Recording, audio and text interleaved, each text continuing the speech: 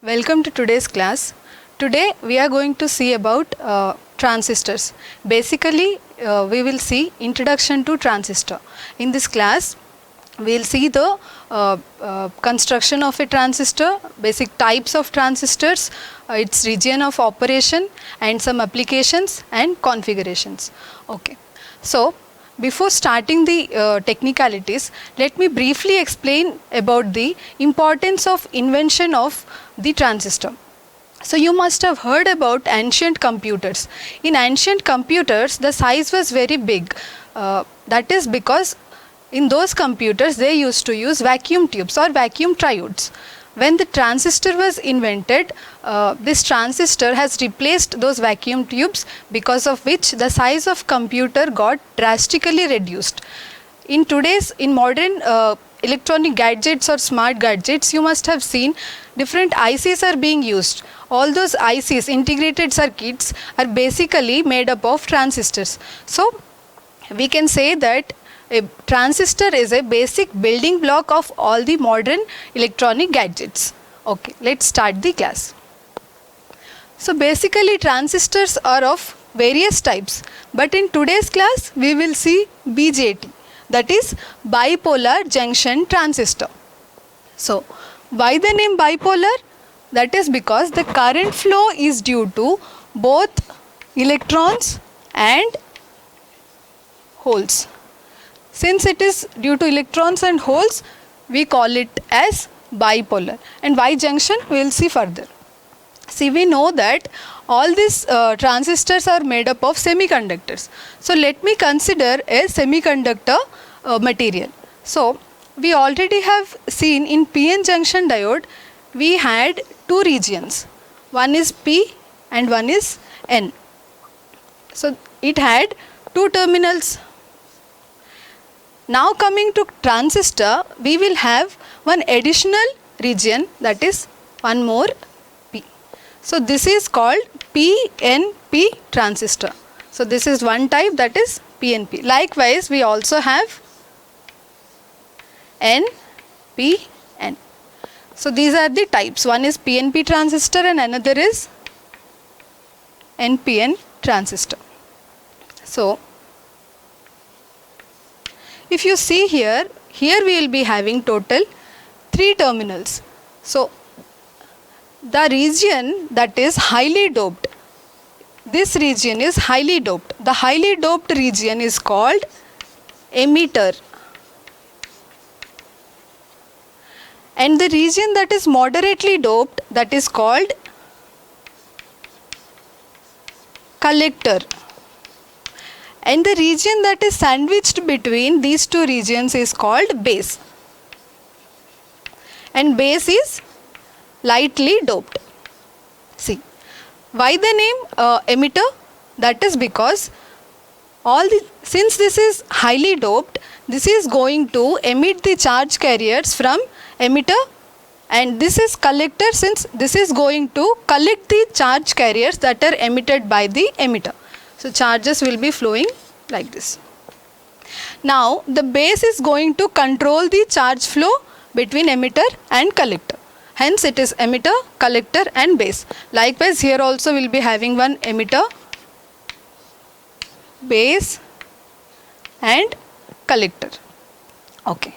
So basically BJT is a device that is having 3 terminals, and if you see here, there are totally 2 junctions. One is between emitter and base, and the second one is between base and collector. So here we will be having how many junctions?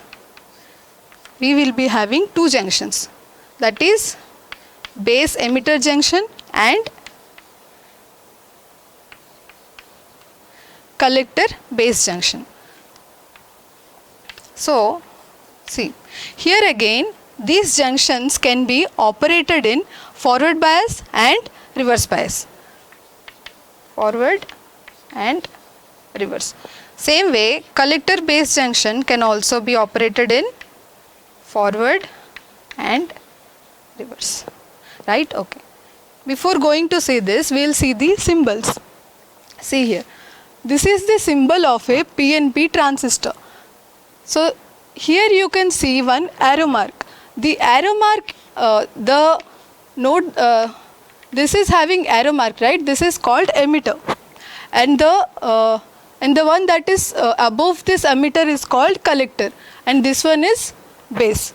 So this arrow mark indicates the current flow of emitter. Emitter current flows inside, that is in PNP. If the current flow is outside, then that is NPN. Okay. Now we will see the region of operations. See here I have already explained that these junctions can be operated in different biases, that is forward and reverse. So we will be having total 4 combinations, right? See here, if I have base emitter junction and I also have collector base junction. When I operate these 2 junctions in forward bias, this region of operation is called saturation region, and in this region transistor is going to act as a on switch. See, we have switches, right? If I operate my BJT in this region, that is if I going to operate in forward and forward both the junctions, so that will be acting as a switch which is on. In contrast, if I take both the junctions as reverse, if I take BE reverse, also collector base reverse, then it is going to act as off switch, and the region of operation is called cutoff. So these 2 regions, in these 2 regions transistor is going to act as a switch. The third and most important region is active region.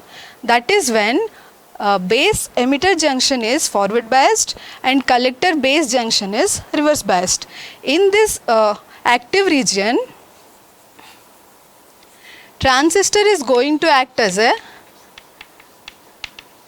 amplifier. This is the most important application of transistor. So basically what is an amplifier? Let's suppose we have a weak signal in the sense some 10 millivolts, something like that. But to operate such small signals, it is very difficult. So what we are going to do, we will give this to a amplifier, and the output of that amplifier will be in some volts. Why? This is going to amplify in the sense it will strengthen, it will boost the amplitude or magnitude of that signal. So for that we need to operate our BJT in active region. See, we totally have three terminals. So one will be for input, one will be for output, and the third one will be common. So based on that we will be having 3 configurations. See here, if base is common between the input and the output, that is called common base amplifier.